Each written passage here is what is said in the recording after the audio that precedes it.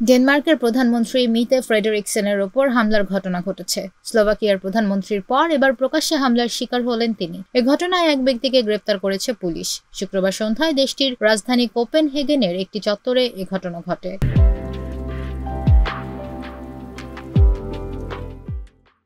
I think it happened somewhere over here because she was coming. ডেনমার্কের TV2 এর খবরে বলা হয়েছে, এ হামলার শিকার হওয়ার আগে মিতে ফ্রেডেরিকসেন ইইউ নির্বাচনে তার দল সোশ্যাল ডেমোক্রেট প্রার্থী ক্রিস্টাল শালডেমোজের সঙ্গে এক নির্বাচনী কাজে অংশ নিয়েছিলেন। এমন সময় এ হামলা হলো যখন দুদিন পর দেশটিতে ইউরোপীয় ইউনিয়নের নির্বাচন।